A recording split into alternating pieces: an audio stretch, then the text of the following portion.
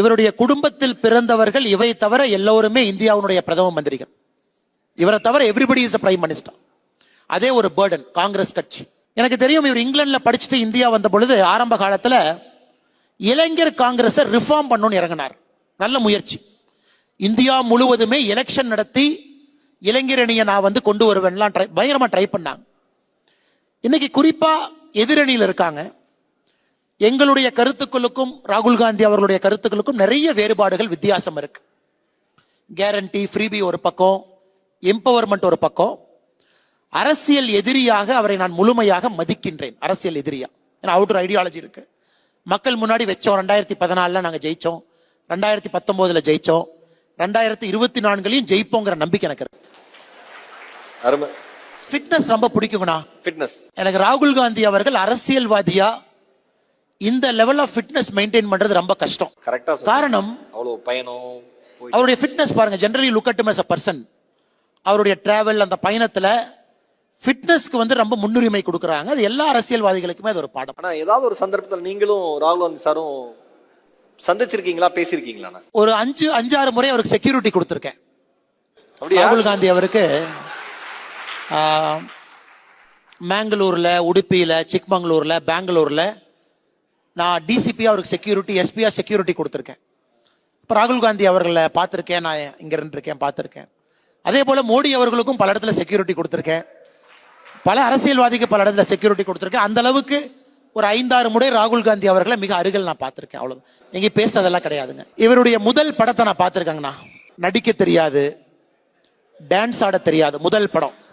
இன்னைக்கு இந்தியாவுடைய முக்கியமான ஆக்டர், எதையும் சாதிக்க முடியும் அப்படிங்கிற சினிமாவை பொறுத்த வரைக்கும் விஜய் ஒரு உதாரணம். முதல் படத்தை ஞாபகம் இருக்கு. Very shy in front of camera, நாமளா இருக்கிற மாதிரி. இன்னைக்கு அதையெல்லாம் தாண்டி ஒரு மெகா ஸ்டாரா உருவாயிருக்காருன்னா அந்த பயணம் என்பது எளிதான பயணம் இல்லை. இன்னைக்கு நிறைய சமுதாய விஷயங்களை பத்தி பேச ஆரம்பிச்சிருக்காங்க. அந்த விஷயங்களை இன்னும் ஆழமாக, தீர்க்கமாக விஜய் அவர்கள் பேச வேண்டும் என்பது என்னை போன்ற மனிதர்களுடைய எதிர்பார்ப்பு. அருமை. யார் வேணா அரசியலுக்கு வரலாம், மக்களுக்கு நல்லது செய்ய என்ன இருந்தா போதுங்கிறது உங்களுடைய எப்பொழுதுமே நீங்க முன்வைக்கிற. நிறைய பேர் அரசியலுக்கு வரணும்னு நினைக்கிற ஆள் நான். கருத்து, ஏன்னா மக்களுக்கு சாய்ஸ் இருக்கணும். சாய்ஸ் உண்மை. இப்ப நடிகர் விஜய் அவர்களுடைய அரசியல் வருகையை எல்லோரும் எதிர்பார்க்கிறார்கள். நீங்கள் எப்படி எதிர்பார்க்கிறீர்கள்? உங்களுடைய இந்த கேள்விக்கு முதல்ல ஒரு சின்ன கிளாரிபிகேஷன் கொடுத்து பதில் சொல்றேங்கன்னா, சொல்லுங்க. பாரதிய ஜனதா கட்சி என்ன பதில் சொல்லும்னா, நான் அரசியலுக்கு வர்றேன்னு சொன்னதுக்கு அப்புறம் பாரதிய ஜனதா கட்சி பதில் சொல்லும் எப்பொழுதுமே. சரி, ஏன்னா ஒரு தேசிய கட்சி, லார்ஜஸ்ட் பொலிட்டிக்கல் பார்ட்டி. பட் அண்ணாமலைய ஒப்பீனியன் கேட்டீங்கன்னா, அண்ணாமலைய ஒப்பீனியன் கேட்டீங்கன்னா, யாராச்சும் ஒருத்தர் நான் சிஸ்டத்தை மாத்தணும், நான் செய்யணும்னு நினைச்சாங்கன்னா எவ்ரிபடி இஸ் வெல்கம். ஏன்னா நாமளும் அதுக்கு தான் அரசியல் இருக்கோம். இங்க இருக்கிறவங்க நிறைய பேர் அரசியல்ல தான் இருக்காங்க. ஸோ மக்களுக்கு சாய்ஸ் கொடுப்போம். Let us all present our vision for Tamil Nadu. அதுல விஜய் அவர்களும் செய்யணும்னு நினைச்சாருன்னா இஸ் மோஸ்ட் வெல்கம். கட்டாயமா வரணும். அண்மையில மாணவர்கள்லாம் கூப்பிட்டு பாராட்டி பரிசு கொடுத்தாரு. நிறைய விஷயங்கள் படிங்கன்னு எஜுகேட் பண்றாரு. நிறைய விஷயங்களை முன்னெடுத்துட்டே வர்றாரு. இப்ப அரசியலுக்கு நடிகர் விஜய் அவர்கள் வரப்ப என்ன மாதிரி விஷயங்களை முன்னெடுத்தா சிறப்பா இருக்கும்னு ஒரு சக அரசியல்வாதியா நீங்க சொல்லணும்னு விரும்புறீங்க? ஆனா சினிமா லைஃப் வேற, அரசியல் லைஃப் வேறங்க. நான் இரண்டுக்கும் ஒரு பெரிய கல்ஃப் இருக்கு. Politics is more listening Anna.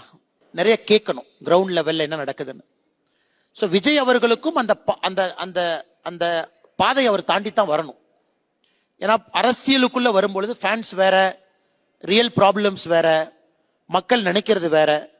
So Vijay அவர்களுக்கு சிறிது காலம் லேர்னிங்காக தான் இருக்கும், லேர்னிங் எக்ஸ்பீரியன்ஸாக இருக்கும். அதனால் எப்படி பாரதிய ஜனதா கட்சிக்கு ஒரு ஆரோக்கியமான தமிழ்நாட்டை உருவாக்கணும், நல்ல ஒரு சமுதாயத்தை உருவாக்கணும்னு நினைக்கிறோமோ, அதே போல விஜய் அவர்களும் நினைப்பார்கள், நம்பிக்கை எனக்கு இருக்கிறார். அதனால தான் அரசியலுக்கே அவர் வர்றார்.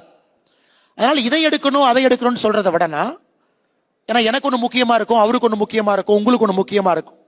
நல்ல ஒரு சமுதாயத்தை உருவாக்குவதற்கு, நல்ல ஒரு தமிழகத்தை உருவாக்குவதற்கு அவர் அரசியல் வரட்டும்.